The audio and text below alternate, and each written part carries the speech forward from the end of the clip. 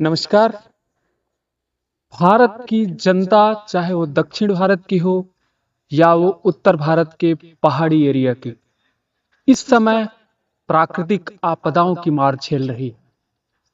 चाहे वो एरिया वायनाड का हो, चाहे वो हिमाचल का पहाड़ी एरिया या वो एरिया उत्तराखंड के केदारनाथ के आसपास का हो, त्रासदी की मार से जनता त्रस्त है। अभी अभी पिछले दिनों वायनाड में एक बहुत जबरदस्त प्राकृतिक आपदा आई, भूस्खलन हुआ, जिसमें लगभग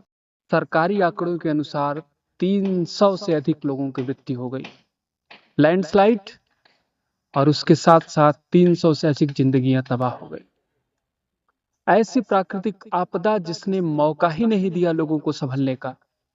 और आप देख रहे होंगे कि इस प्राकृतिक आपदा के न कोई बहुत बड़े स्तर पे वीडियो आ रहे हैं, न कोई इस तरह के प्रचार प्रसार की स्थिति है, न कोई जागरूकता है इसकी, न इसकी जानकारी बहुत ज्यादा हम तक मिल पा रही है। इसका कारण है कि लोगों को प्रसारित करने का, लोगों को वीडियो बनाने का, लोगों को एक दूसरे तक शेयर करने का मौका ही नहीं मिला और इतनी बड़ी घटना घट गई। इस समय रेस्क्यू ऑपरेशन जारी है सेना के द्वारा, सरकार कॉपरेट कर रही है। और अभी पिछले दिनों में राहुल गांधी और प्रियंका गांधी ने वहां पे विजिट किया है, नेता विपक्ष राहुल गांधी, और विजिट करके वहां के लोगों की हालचाल ली है और वहां की लोगों को सुविधाएं देने का वादा किया है। और राहुल ने तो लगभग कहा है कि इस त्रासदी से निपटने के बाद हम लगभग 100 घर बना के इन घर की बस्तियों को फिर से बसाएंगे।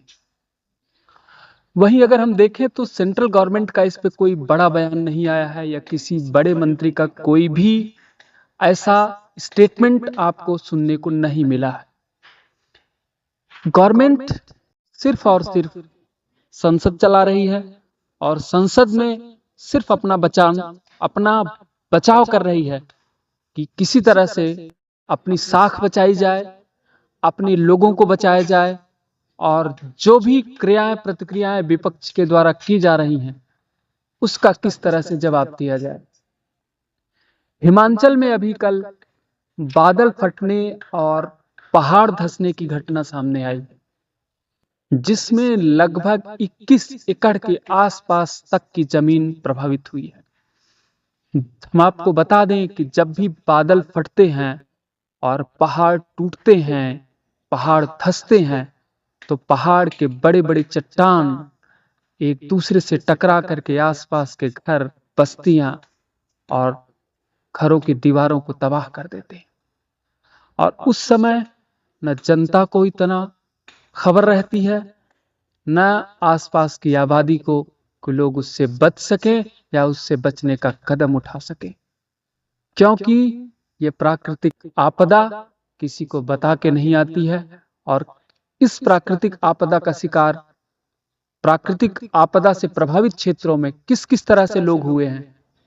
इसका आकलन आप न्यूज चैनलों पे देख करके कर सकते हैं, या जो रिपोर्टिंग आ रही है न्यूज चैनल्स की या सरकारी रिपोर्ट आ रही है, आप उसमें इसका आकलन देख सकते हैं। अभी पिछले हफ्ते उत्तराखंड में बहुत बड़ी तबाही हुई, बादल फटे केदारनाथ के आसपास के एरिया में, और कारण ये हुआ कि लोग फंस गए, कई लोगों की मृत्यु हो गई, कई लोग बह गए। ये जो प्राकृतिक आपदा की स्थिति है भारत में लगातार बनी हुई है और इसकी आवृत्ति साल दर साल बढ़ रही है। आप देखें तो पिछली बार असम में बहुत बड़े पैमाने पर बाढ़ आई थी, जिसमें बहुत ढेर सारे बस्तियां तबाह हुई, लोग मृत्यु को प्राप्त हुए। और तब भी सेना ने रेस्क्यू ऑपरेशन चलाया था और किसी तरह से जा करके जनजीवन को सामान्य किया, लोगों को खाने के पैकेट बांटे। और ऐसी स्थितियों में सरकार के क्या कदम हैं, सरकार क्या कर रही है, या गवर्नमेंट इस पे क्या एक्शन ले रही है, ये सीधे सीधे आपको या हमें कुछ भी समझ में नहीं आ रहा। आप अभी बजट उठा के देखें जो जुलाई 2024 में 24 जुलाई को घोषित हुआ है, उसमें आपदा प्रबंधन, आपदा से निपटने के लिए या फिर आपदाओं पर नियंत्रण के लिए या आपदाग्रस्त बस्तियों को फिर से बसाने के लिए कोई विशेष प्रावधान नहीं। मुझे लगता है कि गवर्नमेंट को इस क्षेत्र में ध्यान देना चाहिए कि इन आपदा प्रभावित एरिया में आपदाओं से बचने के लिए विशेष प्रबंध किए जाने चाहिए, या जो भी आपदा प्रबंधित एरिया हैं या आपदा से ग्रस्त एरिया हैं उसको फिर से बचाने के लिए गवर्नमेंट को बजट देने चाहिए और प्रशासन को भी इस पे टाइट करना चाहिए, नई योजनाएं ले आनी चाहिए, जिससे इस तरह से जो प्राकृतिक आपदाएं जनमानव को प्रभावित कर रही हैं, जन सामान्य को मानसिक, शारीरिक, सामाजिक, आर्थिक स्तर पे तोड़ रही हैं, लोग मृत्यु को प्राप्त हो जा रहे हैं, उससे बचा जा सके। क्योंकि भारत जलवायु विभिन्नता वाला देश है। यहाँ पे ठंडी, गर्मी, बरसात तीनों मौसम पाए जाते हैं। तो कहीं ना कहीं आपको ये ध्यान देना है कि अगर आप प्राकृतिक आपदा से प्रभावित होने वाले क्षेत्रों में हैं तो अपनी स्थितियों को बचाने के लिए, अपनी सिक्योरिटी को देखने के लिए आप खुद जिम्मेदारी लीजिए। गवर्नमेंट और प्रशासन आप तक तब पहुंचता है जब घटनाएं घट जाती हैं, जब दुर्घटना हो जाती है, जब समस्याएं आ जाती हैं, और उस समय गवर्नमेंट के पास बचाव कार्य के अलावा और कोई दूसरा रास्ता नहीं है कि चीजों को सुधार सके। इसका उदाहरण हम हर साल देख रहे हैं। अभी राव आईएएस के कोचिंग का मामला आया, जहां पे दिल्ली जैसे शहर में, दिल्ली भारत की राजधानी है, लेकिन तब भी वहां पे पानी निकासी की, नालों की और बाढ़ से बचने की कोई समुचित प्रणाली नहीं दिखाई दे रही। अभी इसी हफ्ते तेज बारिश से दिल्ली में बाढ़ आई, नालियां ब्लॉक हो गई, नाले ब्लॉक हो गई, और उस नाले में धंस करके एक माँ और छोटे मासूम बच्चे का देहांत हो गया। एक लाइब्रेरी में 3 बच्चे जो प्रशासक बन सकते थे, भारत सरकार में प्रशासन के एक बड़े स्तर पे कुछ सुधार कर सकते थे, भारत सरकार का सहयोग कर सकते थे, उन्होंने अपनी जान गंवा दी। लाइब्रेरी के बेसमेंट में पानी भरा और सांस रुकने की वजह से उनकी मृत्यु हो गई। तो जो आपदाएं आ रही हैं, कहीं ना कहीं आप देखें तो उनका स्तर बढ़ रहा है, उनका लेवल बढ़ रहा है, और उनसे बचने के लिए किसी गवर्नमेंट के द्वारा, किसी प्रशासन के द्वारा या स्थानीय स्तर पे या व्यक्तिगत स्तर पे कोई विशेष प्रबंध नहीं किए जा रहे हैं। यह बहुत ही चिंताजनक है, बहुत असंतोष दिलाने वाला है और पूरी तरह से जनजीवन को प्रभावित करने वाला है। अब इसमें देखने वाली बात यह है कि हम व्यक्तिगत स्तर पे इस चीज को कितना सुधार सकते हैं, हम इसमें किस स्तर की स्थितियों को फेस करने के लिए अपने अंदर काबिलियत ले आ सकते हैं,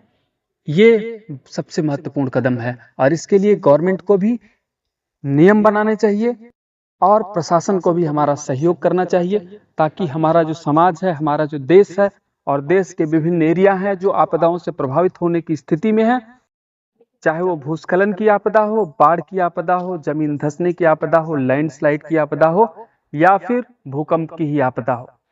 इनसे बचने के लिए एक निश्चित नीति बनाई जानी चाहिए, एक निश्चित प्रबंधन किया जाना चाहिए और जन सामान्य को जागरूक भी किया जाना चाहिए कि अगर ऐसे जगहों पे आप रह रहे हैं जहां आप आपदा प्रभावित हो सकते हैं, तो उससे बचने के लिए आपको क्या क्या करना चाहिए या ऐसी स्थितियों में बचाव कार्य के लिए आप क्या कर सकते हैं। क्योंकि घटनाएं जब घट रही होती हैं तो उस समय ना प्रशासन वहां पहुंच रहा होता है, न सेना पहुंच रही होती है, बल्कि जन सामान्य लोग जिनके अंदर जागरूकता है या जो वहां उपलब्ध हैं, वही मदद करते हैं और वही एक दूसरे को बचाने का कार्य कर सकते हैं। और इस प्रभाव से लोगों को, हमें लगता है कि ज्यादा से ज्यादा जनजीवन बचाने में मदद मिलेगी और इन आपदाओं से बचने में आपको निश्चित रूप से सुरक्षा मिल पाएगी।